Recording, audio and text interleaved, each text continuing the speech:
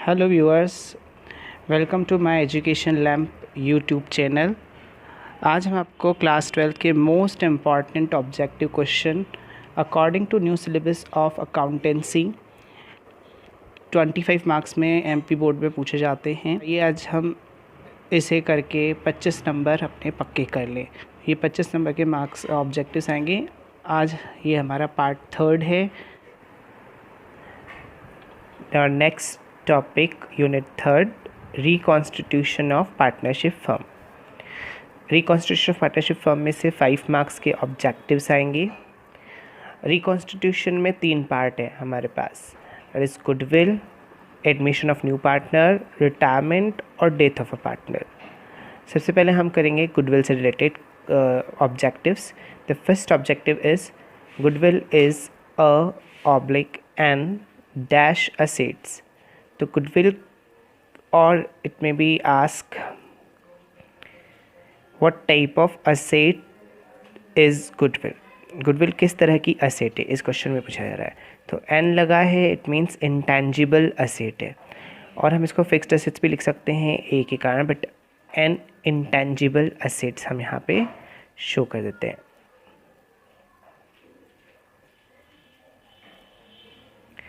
Intangible asset. Now the next, goodwill is a sellable asset. तो goodwill को cell किया जा सकता है, yes. So this sentence is true. जो ये स्टेटमेंट है वो ट्रू है। इन दोनों को आप कैरेक्टरिस्टिक्स भी कह सकते हैं गुडविल की। Goodwill is an intangible asset and goodwill is a saleable asset. अगर कैरेक्टरिस्टिक्स आते हैं 2 मार्क्स में तो आप 2 मार्क्स में ये भी लिख सकते हैं। Next is dash is not charge on goodwill. Goodwill पर क्या चार्ज नहीं किया जा सकता या नहीं होता है, दैट इज़ डेप्रीसिएशन। क्योंकि वो एक इंटेंजिबल एसेट्स है, इसलिए उस पर डेप्रीसिएशन नहीं चार्ज होगा। Depreciation is not charge on goodwill. अब आपके पास वापस कैरेक्टरिस्टिक्स आते हैं अगर गुडविल के, तो आप 3 कैरेक्टरिस्टिक्स भी लिख सकते हैं। तो आपका एक क्वेश्चन भी रेडी हो रहा है। 3 characteristics, goodwill is an intangible asset, goodwill is a saleable asset and depreciation is not charged on goodwill. Next, what is the basis of valuation of goodwill. Goodwill calculate करने का base क्या है, मतलब goodwill किस पे valuation होगी, या इस तरीके से पूछ सकता है गुडविल वैल्यूएशन। जस्ट आपको राइट करना है, दैट इज प्रॉफिट। गुडविल का वैल्यूएशन होता है प्रॉफिट के बेस पे, on the basis of profit. और you can write also average profit. अगर आपके मेज द कॉलम में आ गया और उस पर एवरेज प्रॉफिट लिखा है तब एवरेज प्रॉफिट पे भी मेज कर सकते हैं। तो वैसे आप प्रॉफिट भी लिख सकते हैं, या profit capacity. What is the basis of valuation of goodwill, that is profit. Now next is AS10 is related to. AS10 means accounting standard. Accounting standard 10 किससे रिलेटेड है? Accounting standard 10 is related to fixed assets, or you can write property, और property भी लिख सकते हैं, और plant and machine।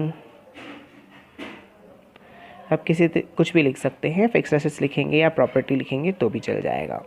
What is goodwill, अब इस तरीके का आ गया तो गुडविल के सामने कुछ भी मेज द कॉलम में आ सकता है। Goodwill is a intangible asset. Goodwill को आप किसी से भी शो कर सकते हैं, गुडविल इज़ इंटेंजिबल एसेट्स। मैंने फिर से एक बार हो गया। Next is monopoly decrease the goodwill. क्या मोनोपोली से गुडविल डिक्रीज हो सकती है? मतलब मोनोपोली मतलब एकाधिकार, एकाधिकार से गुडविल डिक्रीज हो सकती है क्या? No, good false, false. Next is purchase consideration minus net assets. अगर हम परचेस कंसिडरेशन में से नेट एसेट्स को माइनस करेंगे तो आंसर में क्या आएगा, that is goodwill.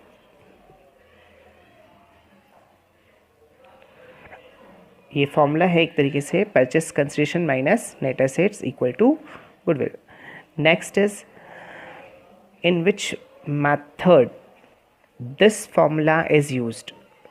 Goodwill equal to super profit into 100 upon में नॉर्मल रेट ऑफ रिटर्न। तो ये किस मेथड में यूज़ किया जाता है, ये फॉर्मूला किस मेथड में यूज़ कर सकते हैं? तो गुडविल वैल्यूएशन के बहुत सारे मेथड हैं और ये फॉर्मूला रिलेटेड है कैपिटलाइजेशन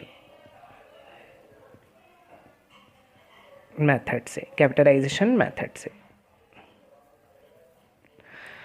नाउ अब हम करते हैं एडमिशन से रिलेटेड टॉपिक पर बात। तो उसमें फर्स्ट क्वेश्चन है new ratio minus old ratio. इसके अपोजिट भी आ सकता है, old ratio minus new ratio, दोनों आपको याद रखने हैं। तो new ratio minus old ratio होता है गेनिंग रेशो।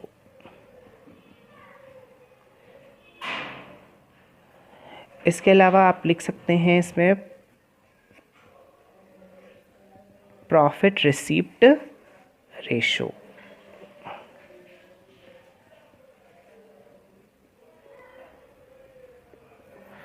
तो किसी भी तरीके से अगर मैं इस दो कॉलम में दे दिया, उन्होंने प्रॉफिट रिसीप्ट रेशो लिखा है, तो new minus old is profit receipt ratio, और new ratio minus old ratio gaining ratio भी लिखा जा सकता है।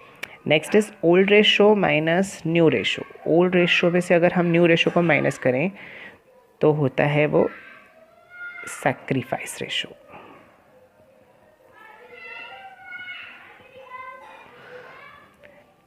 तो ये दोनों एक जैसे हैं, थोड़ा याद रखें, ये ध्यान रखें, न्यू आएगा तो गेनिंग रेशो, ओल्ड आए पहले, ओल्ड में से अगर न्यू रेशो को माइनस कर रहे हैं तो sacrifice ratio. Next is increase and decrease of assets and liabilities transfer to. अगर कोई असेट्स इंक्रीज होती है, डिक्रीज होती है, या लायबिलिटी इंक्रीज और डिक्रीज होती है, तो उसे आप किस अकाउंट में ट्रांसफ़र करते हैं? मतलब असेट्स और लायबिलिटी किस अकाउंट में ट्रांसफ़र होती हैं इंक्रीज और डिक्रीज होने पर? तो इसके लिए हम बनाते हैं एडमिशन और रिटायरमेंट में, दोनों में ही, दैट इज़ रीवैल्यूएशन अकाउंट।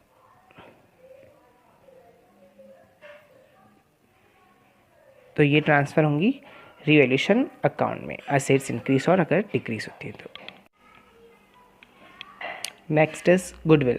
देखिए अभी मैं इस कॉलम में भी आ सकता है गुडविल, तो रेपुटेशन लिखा हो सकता है, तो आपको गुडविल इज़ रेपुटेशन पे टिक करना है। कंपनसेशन लिखा हो सकता है तो भी करेक्ट है गुडविल। तो गुडविल इज़ अ रेपुटेशन और इट में बी अ कंपनसेशन। तो गुडविल से इसको टिक कर देना है या मैच कर देना है रेपुटेशन और कंपनसेशन में। Next is revaluation account is a dash account, means revaluation किस टाइप का अकाउंट है? बताया 3 तरह के अकाउंट्स होते हैं, पर्सनल, रियल एंड नॉमिनल। तो रीवैल्यूएशन से हमें प्रॉफिट या लॉस पता पड़ता है, इसलिए that is nominal account. Revaluation account एक नॉमिनल अकाउंट है।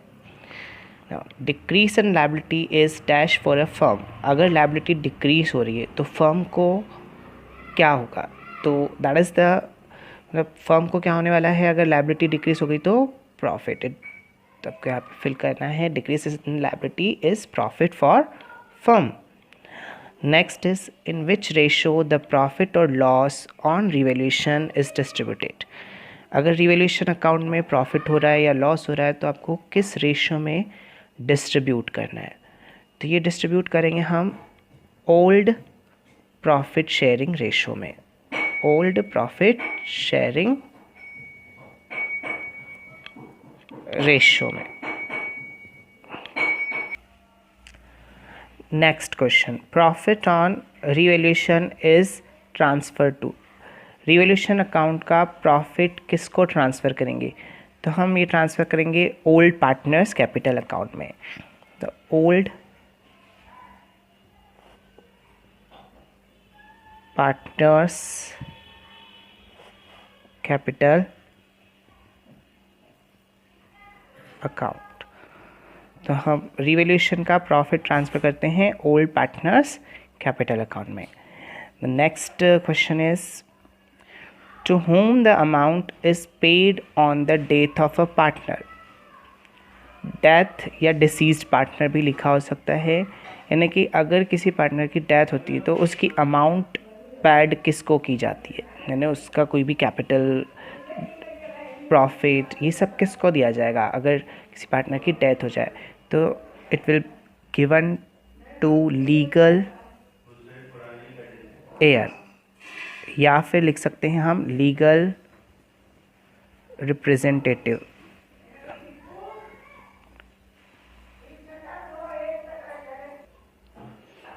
तो ये अमाउंट जो डेथ ऑफ किसी पार्टनर को मिलती पर उसकी डेथ हो गई, इसलिए लीगल एयर या लीगल रिप्रेजेंटेटिव को मिलेगी। Next is when does a partner retire from a firm, यानी पार्टनर कब रिटायर होगा। और it may ask like this, right one reason for retirement of a partner. को एक रीज़न लिखना है रिटायरमेंट ऑफ अ पार्टनर का, कि एक व्यक्ति क्यों रिटायरमेंट हो रहा है उसका, या रिटायर क्यों होना चाहता है। तो may be due to old age. तो इसमें आप एक रीज़न पूछा है इसलिए आप ड्यू टू ओल्ड एज लिख सकते हैं। ड्यू टू इल हेल्थ भी लिख सकते हैं, इसके बहुत सारे रीजंस हैं, due to ill health, due to old age. Next is joint life policy does not have surrender value, means joint life policy की कोई सरेंडर वैल्यू नहीं होती है। तो ऐसा नहीं है, जॉइंट लाइफ पॉलिसी की सरेंडर वैल्यू होती है, दैट स्टेटमेंट मीन्स फॉल्स, ये स्टेटमेंट फॉल्स है। अगर इसके पास आ जाए ये हटाकर has, joint life policy has surrender value, तो ये ट्रू है, अदरवाइज नॉट है तो फॉल्स है। Next, on retirement of a partner share of other partner, on retirement of a partner share of other partner. तो रिटायरमेंट अगर किसी partner का होता है तो अदर पार्टनर्स के शेयर पर क्या इफ़ेक्ट आता है। तो अदर पार्टनर का शेयर क्या हो सकता है, इंक्रीज, क्योंकि एक पर्सन रिटायर हो गया, एक पार्टनर रिटायर हो गया तो उसका शेयर भी अदर पार्टनर्स को मिल जाएगा। That means on retirement of partner share of other partner will be increase. और next question is the sacrifice ratio of partner and gaining ratio of the partner is, यानी एक partner का sacrifice ratio और gaining ratio दूसरे पे क्या फ़र्क पड़ेगा। दो ही पार्टनर है तो एक सेक्रीफाई कर रहा है दूसरा गेनिंग कर रहा है, मीन्स इक्वल। सेक्रीफाइस रेशियो और गेनिंग रेशियो क्या होंगे, इक्वल होंगे। Next is very easy, ABC share profit and loss in the ratio 5:2:2। तीन पार्टनर हैं, ABC का रेशियो है 5:2।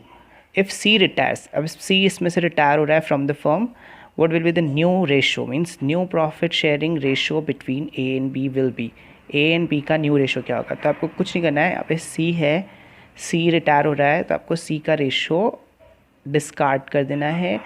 A और B का रेशो बन गया 5 and 2, तो the ratio will be 5:2। New ratio of AB is 5:2। What is normal profit. तो नॉर्मल प्रॉफिट क्या है, the amount which is earn on a capital employed. इसको ऐसा लिख सकते हैं, अमाउंट और profit earn on capital employed. और आप इस तरीके से फॉर्मूला भी उसका लिख सकते हैं, normal profit equal to capital employed into normal rate of return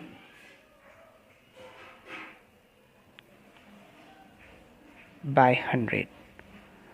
तो ये दोनों आप लिख सकते हैं, फॉर्मूला भी लिख सकते हैं नॉर्मल प्रॉफिट इक्वल टू करके, या फिर profit earn on capital employed लिख सकते हैं। एक तीसरा भी तरीका हो सकता है, that is normal profit is equal to super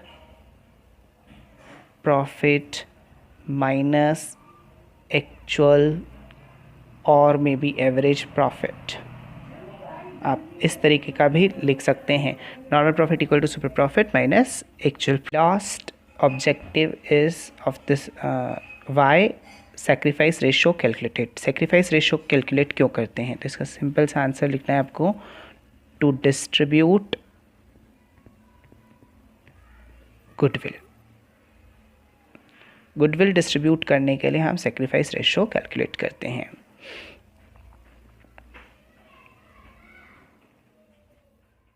thanks for watching.